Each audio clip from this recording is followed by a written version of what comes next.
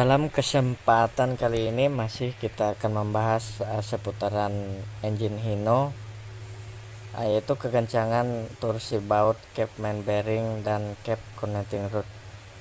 Kelanjutan dari video kita kemarin untuk di silinder head itu sendiri, ada beberapa komponen atau kebersihan dari komponen itu yang memang harus ekstra untuk di pemasangan conrod bearing dan main bearing ini. Di sini kita harus perhatikan untuk dari lubang crankshaft itu sendiri kita bersihkan, jauhi dari kotoran-kotoran yang ada. Jadi di sini untuk pemasangannya, kenapa kita harus mengikuti standar book dari Hino itu sendiri?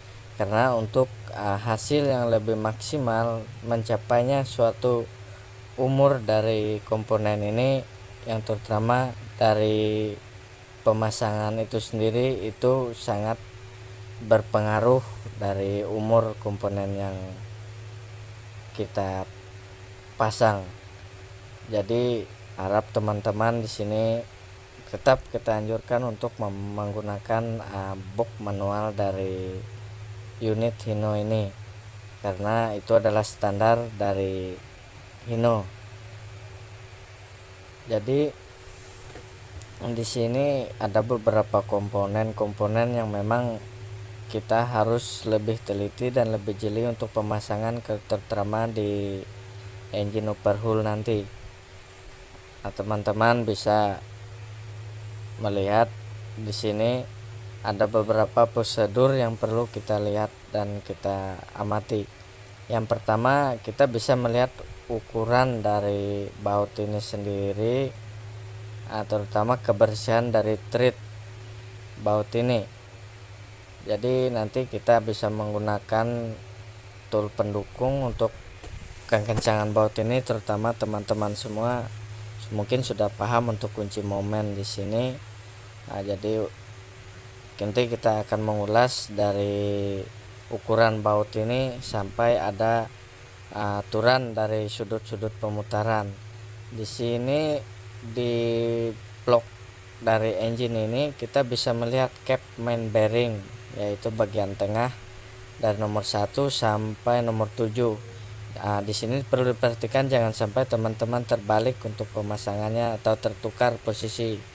Dari jumlah baut ini sendiri ada 13 piece atau 13 buah baut cap main bearing.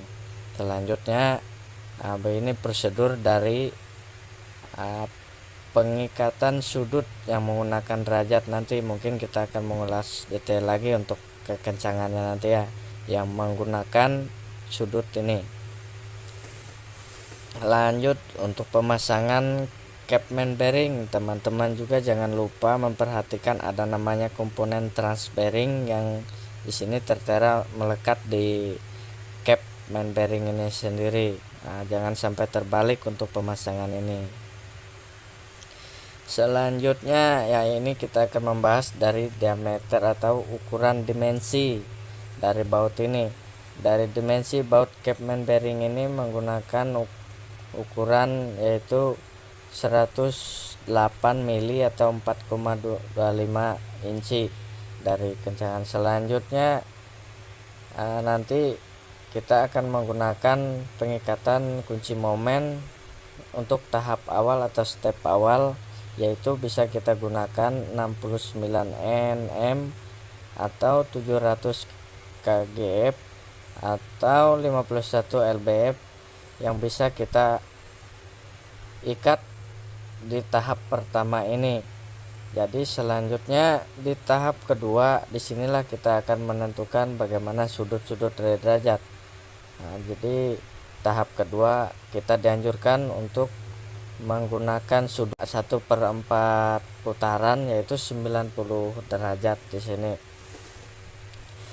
Untuk tahap kedua dari pengencangan baut ini. Yang tahap ketiga dia menggunakan putaran 1/8 putaran, yaitu 45 derajat. Di sini kita bisa menentukan untuk sudut-sudut yang ditentukan oleh sub manual ini.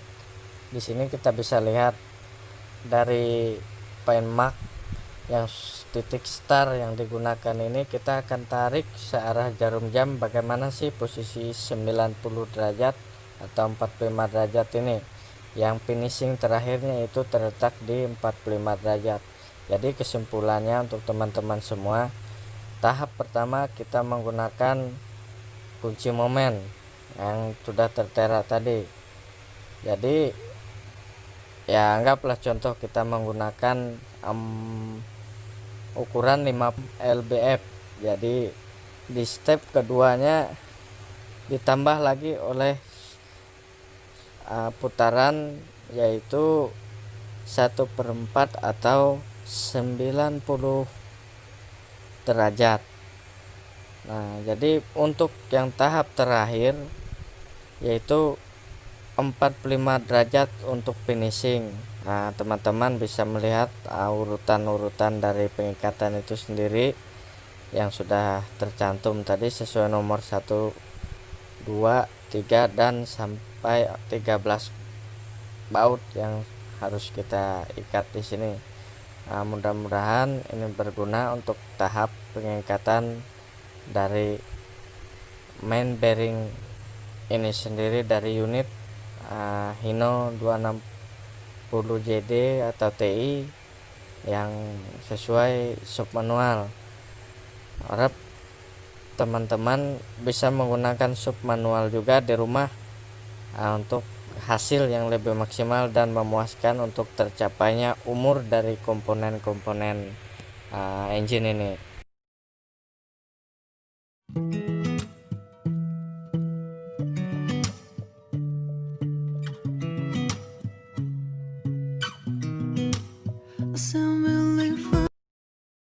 Untuk teman-teman semua, jangan lupa terus dukung channel kita untuk mekanik Indonesia yang lebih maju lagi.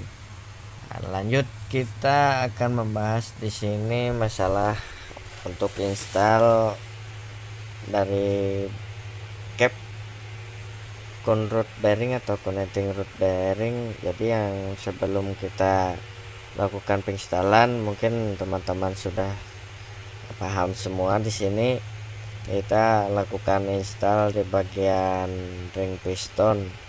Lihat untuk posisi dari penyusunan ring piston ini, kita bisa lihat di sini ada posisi-posisi yang memang tertentu. Jadi terutama di bagian second ring, top ring, oil ring, jadi tidak bisa tersusun untuk posisi dari sambungan ring piston itu sendiri. Untuk diperhatikan di sini teman-teman semua untuk pemasangannya. Jadi selanjutnya nanti yang perlu diperhatikan adalah ini cooling jet atau oil jet, kita sering dengar istilahnya. Ini posisi pemasangannya harus hati-hati atau ekstra hati-hati untuk teman-teman semua. Kalaupun posisinya terkena dari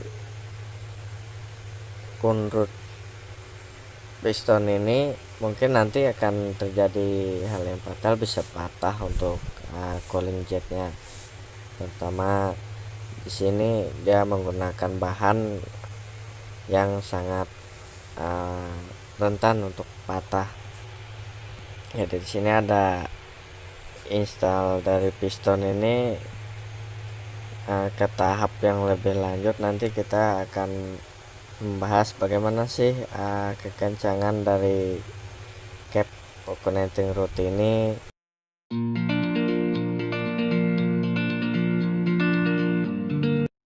Lanjut untuk kita sharing sedikit.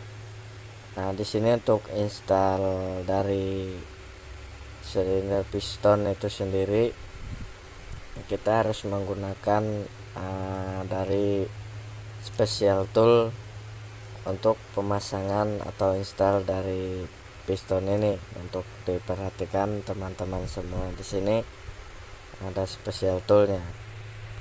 Dan untuk memastikan pemasangan dari piston silinder ini yang sudah benar atau tepat, kita bisa melihat dari sudut exhaust side atau intake side nya. Ini ada hollow mark yang bisa kita lihat, yaitu mengarah atau berada di posisi dari exhaust side ini sendiri. Harap teman-teman bisa lebih teliti lagi untuk melihat dari hollow mark silinder piston ini. Kemudian langkah selanjutnya kita akan melihat dimensi A, atau kita bisa lihat langsung di gambar samping pojok kiri ini, yaitu dimensi dari baut ini adalah 68,0 mm atau 1775 in. Jadi di sini kita melihat diameter dari cap connecting rod ini yang sudah tertera atau dengan ukuran yang sudah ditentukan. Selanjutnya untuk step yang terakhir, kita menggunakan tool pendukung, yaitu kunci momen yang menentukan langkah awal, yaitu dengan ukuran 69 mm atau 7000 kgf atau 51 lbf. Jadi teman-teman semua, untuk langkah awal ini kita bisa menentukan atau melakukan pengencangan menggunakan kunci momen yang sesuai tertera dari ukuran tersebut. Selanjutnya di sini kita bisa lihat juga untuk langkah yang kedua. Dan di langkah kedua ini kita melakukan pengikatan atau penambahan ikatan dari kunci momen tadi, dan kita juga menentukan di sini pen mark start awal. Jadi setelah kita kencang sesuai kunci momen, kita lakukan untuk pen mark atau titik yang ingin kita mulai atau pen mark start. Jadi di sini kita menggunakan tahap kedua, yaitu 1/4 putaran, yaitu 90 derajat. Mungkin teman-teman bisa melihat contoh di gambar di pojok bagian kiri ini. Jadi kita menentukan sudut derajat.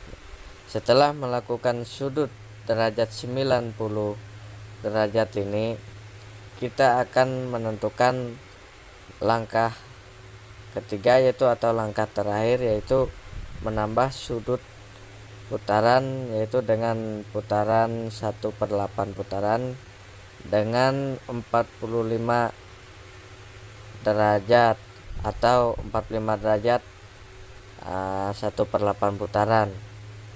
Jadi kesimpulannya, untuk kekencangan dari baut connecting rod atau conrod dari silinder piston ini, kita langkah awal menggunakan kunci momen tadi yang sesuai tertera.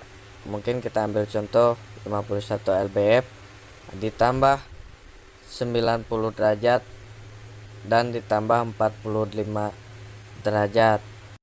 Semoga apa yang kita sharingkan di sini bermanfaat untuk teman-teman semua, bisa menambah wawasan dari teman-teman semua juga. Terutama di sini kita selalu belajar dan selalu belajar, terutama untuk semua komunitas mekanik di Indonesia ini.